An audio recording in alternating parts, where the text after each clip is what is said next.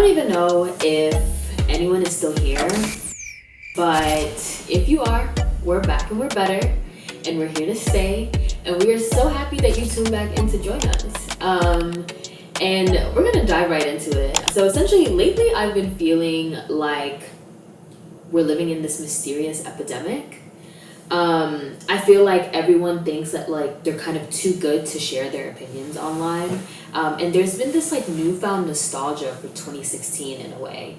And so I've been seeing people get online and like refer back to the era where we had like the Snapchat flower crowns, and people would, when they went out, they would post their parties and how much fun they were having. They didn't care.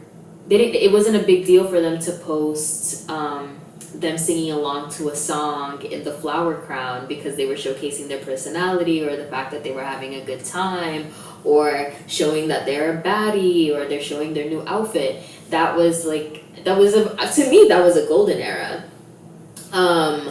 But now we've kind of segued into this space where everybody online wants to be aesthetic, and if they're not aesthetic, they want to like hide, and they share these vague ass dumps of like weird random shit. They'll do a month dump or like a week dump or like a year dump of like random shit where no one really knows, still doesn't really know anything about them, but it looks cool and aesthetic and like chic.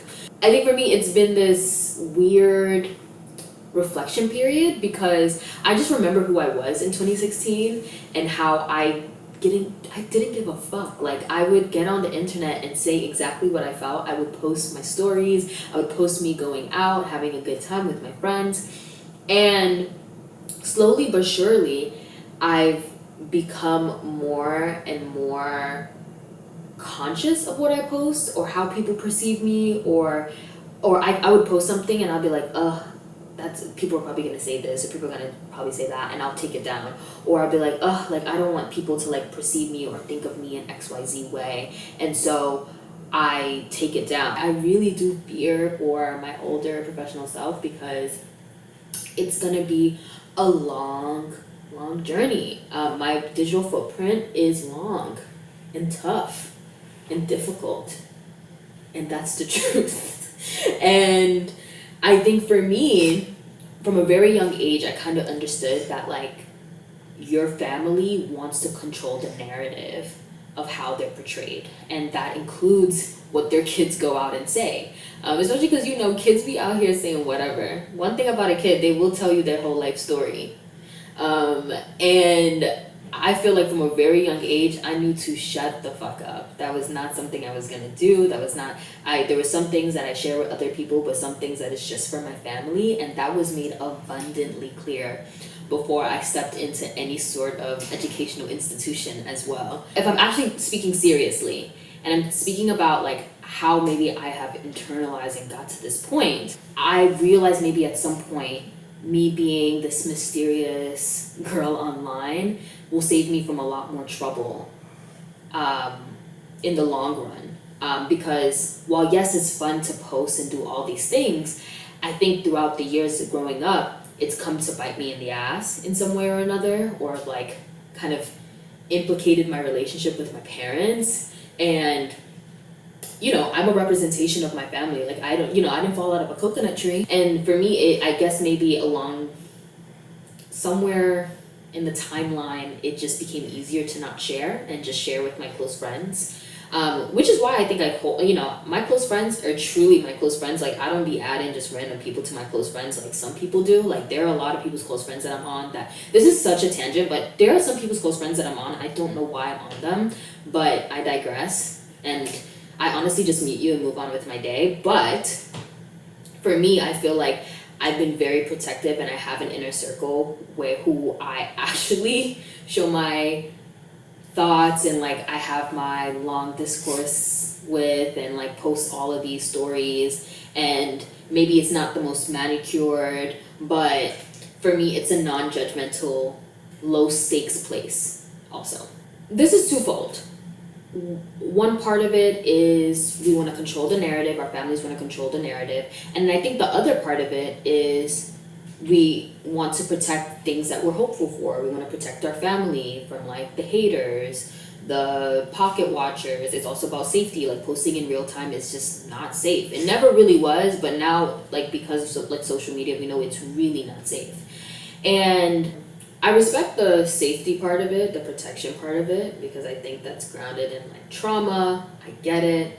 Working in corporate, I'm kind of seeing a lot of the similarities between Fulani culture and corporate culture, because professionalism is really just suppressing yourself. Every company has their guidelines of what it means to show up and look professional, whatever that may mean. And I think Fulani culture, there's a way that you show up and represent your family.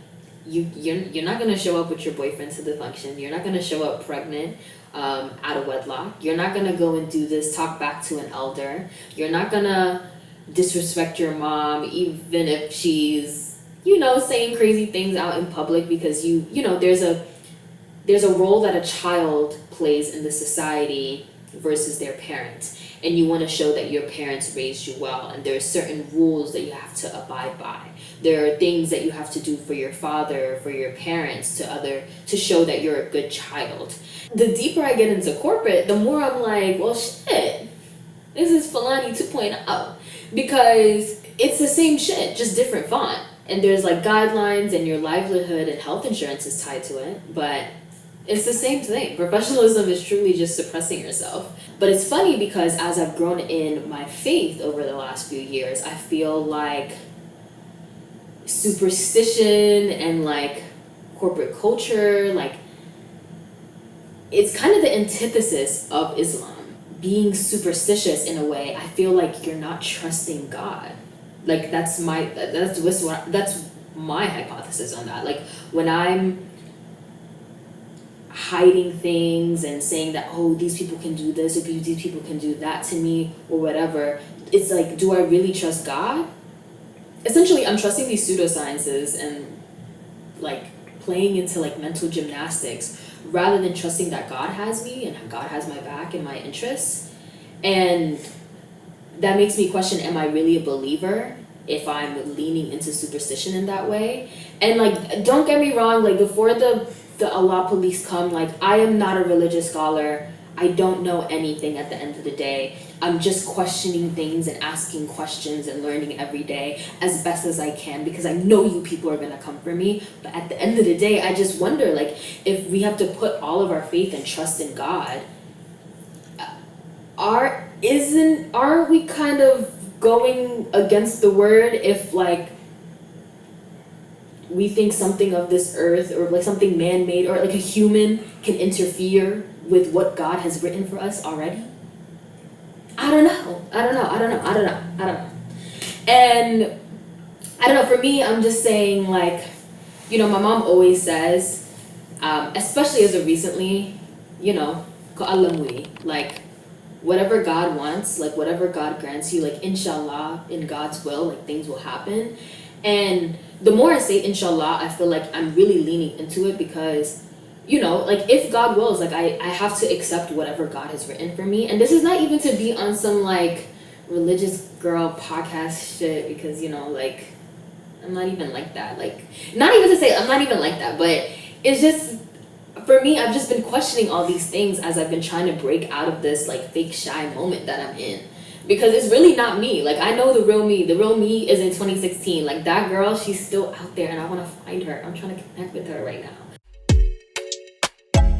While everything happens for a reason, I think me getting into Islam has definitely helped me kind of, one, get this podcast up and going again. And, I have to be honest, because being authentic is what has grown this community, it's what's grown this podcast. And, when I started this podcast, one of the earliest conversations I had with Khalid,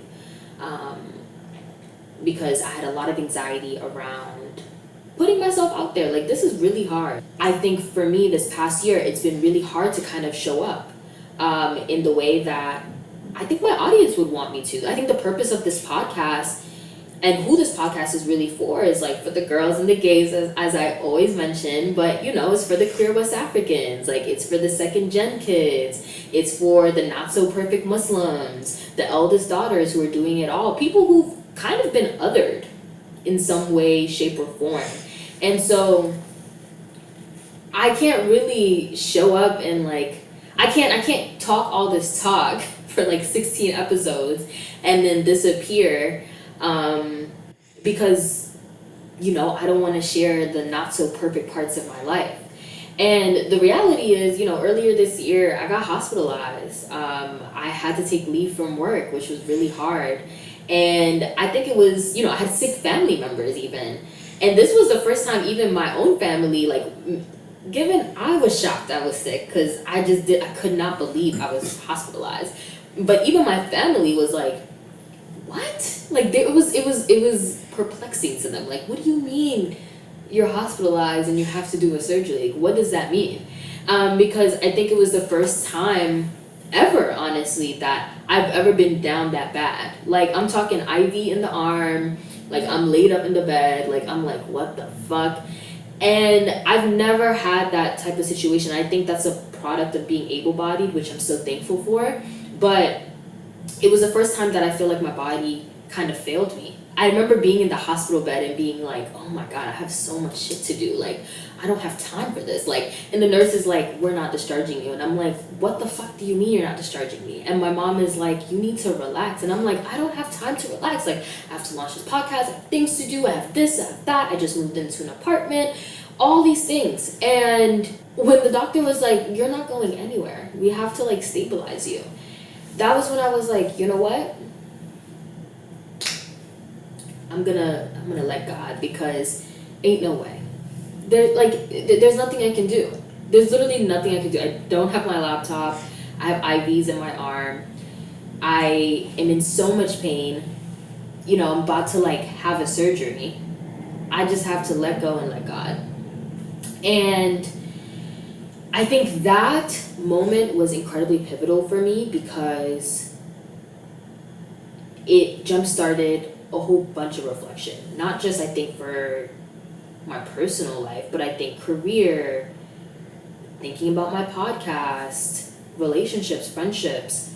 And it segued into this like low-key kind of like grind summer that I was having. But I think after going through my surgery, being hospitalized, it pushed me into, I started this fellowship that I had gotten accepted to because, as you guys know, I love a program. I love an application. I got into the Factor Fellowship, so shout out Factor. Everybody should apply. I think it was an incredible program to be a part of because it forced me to, mainly reflect about my career, but it also provided me with community in a way that I haven't tried to build in many years. I'm from New York, as well as like I went to college in New York, so every time I go out, I see people from every corner of my life pop up in the same place. So I just hadn't felt this need or inclination to build community outside of the people that I know. And this program forced me to kind of step out of my comfort zone. I built such great, beautiful community. I met so many new people, so many mutuals that I would have met sometime in the future, which I'm so thankful for. But I think also meeting these new people, you have new thoughts, new interests, new perspectives that like push you and challenge you and help you grow in different ways. And I think for me, it helped solidify a lot of things that I wanted for my career, what trajectory I wanted to take. And I think also on the personal front, also kind of growing my community and leaning into meeting new people. So in my last episode, which was my end of year episode, which is so funny, I think one of the things I said is I'm over making friends. Like, I'm tired. Like, I'm good off that. Like, I'm not gonna make, like, I'm done with making friends. Yeah, I lied and making friends. I made a lot of new friends this year. I was in my no new friends era, but I met some cool people. And I expanded my network in a way, not my network because it's still capitalism and I hate that shit. But I expanded my community in a way that was really meaningful. I met people that I would have never, ever gone out of my way to meet, if that makes sense, which is really beautiful, to be honest. I think my personality also doesn't really allow myself to meet new people because I am really protective of my community and who I let in. Like, I'm not the type of person to go up to just anybody and be hee hee ha ha. Like, that's just not who I am. And I'm not saying I'm better than anybody because of that. It comes from a place of trauma. It's something I need to debunk. Me and my therapist talk about it, okay? And I think when you do have new friends, it requires, like, for me, it's energy consuming because, you know, you have to, like, lean into vetting them and making sure that they're doing they're like the right people. Because I am, like I said, I'm incredibly protective of the people that I bring around me, bring around my family. I don't trust people easily because I don't believe in that. I think this segued into a low-key summer for me, where I was incredibly intentional about how I invested my time. It wasn't a summer of going out. I feel like I made the decision at the beginning of the summer because I had a few things that I needed to work on. While I don't promote hustle culture because fuck that shit, I definitely knew I needed to take time to invest in the things that matter to me, in order to move my life along or to achieve goals that I want for myself in the future. And I think sometimes that does require you to take a step back and maybe not be going to all the parties or the barbecues or the community get-togethers because you need time to lock in. That doesn't take away from the fact that you're going to be feeling FOMO because while everybody's at the block party and this and that and posting and you're on Instagram, you know, social media can kind of become a toxic place for you because you are, yes, taking time to invest in yourself in this meaningful way in order to achieve things that you want for yourself in the future, but you also want to have fun, and having fun is good, and like resting and being with community, those are all things that feed your soul, and like those are things that you should want to do. But like, even saying this, as I'm saying this to you guys, like, this is such like first world problems. Like, as I'm feeling this FOMO and I remember like seeing everybody post their stories and having fun, like I was also grappling with the fact that like the world is very much so burning. Like Israel, Palestine, like people are losing their rights every day. Trump is like burning this country to the ground. Like I'm pretty sure like he's in a competition with himself of like how fast he can do it this time around. And I'm sitting here worried about like FOMO because I've decided to invest in myself in XYZ way. Like I'm doing a fellowship, like I'm starting a new role at work. I'm also trying to film and jumpstart this podcast, as well as like working on a whole bunch of other projects, which requires time. And the reason why I even tell you guys this is because like I'm guilty of this shit too, because I remember when I was talking to one of my friends, he called me out for like posting my trip to Curacao and like the highlights, and like, you know, I would only come on social media to like post this new hairstyle, or if I was out eating at a nice place or doing fun, nice, luxurious things with my friends. But I wasn't gonna come and like tell you guys everything here that I just told you. And I think it just comes to show, and which is what I hope the point, like, you guys get across this episode, is that I'm not above any of this shit. Like, I'm definitely, I'm not the exception to this sneaky West African girl, because I think we all do it. Whether you're popping out with some kids, or you're popping out with a new project, a new business, or a husband, or your second husband, or your second wife, like, this shit happens all the time. And we want to show people the perfect parts of us, and then kind of hide the parts that like maybe like don't fit the narrative that we're trying to push. But I think we've just been conditioned to be this way from the very beginning, and I can't speak for everybody, but I do feel like to a certain extent this is a universal feeling.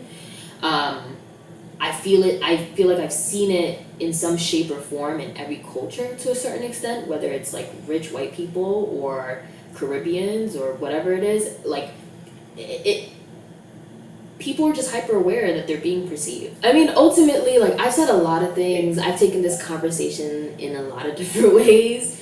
But I think my main message is to definitely stop striving for being mysterious or nonchalant. I think we are in a nonchalant crisis. I think people are losing friends, husbands, partners, boyfriends, professors off of being nonchalant. Like, everybody just wants to be so carefree, like nothing matters. Like, my boyfriend slept with my best friend, like I'm nonchalant. Like, my mom died, like I'm nonchalant. Like, everything is nonchalant. I'm just like, why did this begin? Like, can we please be chalant? Like, let's chalant. Like, I don't get it.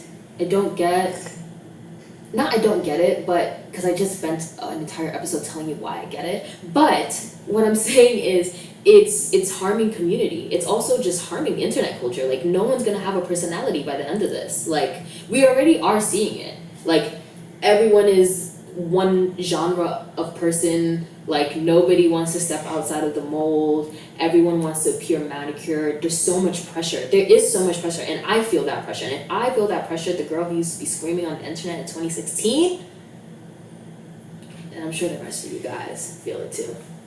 I think inherently, I can't speak for other groups of people, but I know for a fact, like West Africans, like I do genuinely believe that we are creatives at heart.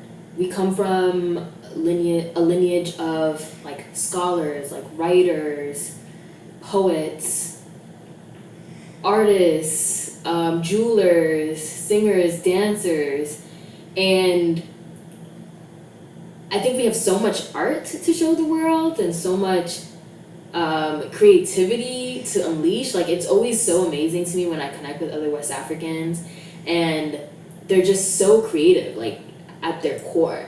But you would never maybe guess that from their social media. And not to say that you have to like put everything on social media or you need to commodify everything, because like fuck capitalism, but commodify your personality today. Like everybody else is doing it, like why not?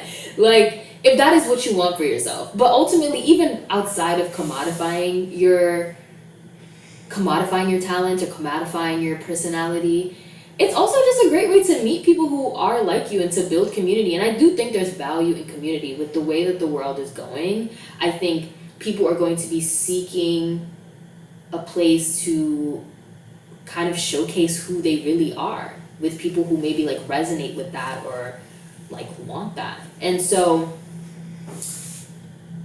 I'm not gonna tell you what to do, but put up that phone, girl. Like, do what you gotta do. And I think for the evil eye warriors, superstitious warriors, the only thing I'm gonna tell you guys is, if you believe in Allah, start acting like it. Because there's no reason why every other thing that happens to you, even you get a scratch on your body, like somebody did it to you, or somebody nagerudama. Like, please get a grip. You need to be more responsible. Evil eye isn't responsible for bad decisions or being lazy.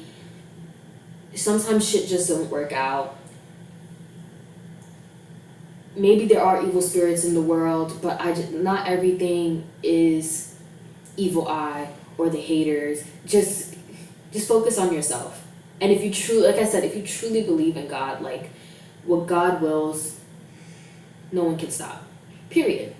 And as Muslims, we already believe that Allah's written your destiny. So what's the problem? What's the problem? What are we questioning at this point? What are we talking about?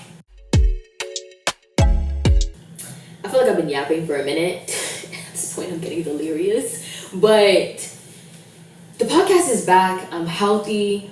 It's been a long year. It's been a long time coming. But I am so excited to be back building community with you guys. I am definitely trying to listen and action on everything that I preach today, but growth is not a linear path. So it will be trial and error. And you guys are going to be on the journey with me. And feel free to hold me accountable, but don't get too crazy because I don't play that shit. But I am absolutely doing my best to show up for community. Like I said, this podcast and this community was born out of a place of vulnerability, a place of emotion, like authenticity. So I just want to make sure that keeping my promise, that's what you guys signed up for, that's what you guys follow, that's what you guys want to be here for. So If you guys like what you heard, make sure to follow us at On Our Terms Pod, and you can follow me, your host, at uTomsy. And for the girls that are new, yes, that is my name backwards. It's been that way, will always be that way. And I will see you guys next time. Bye.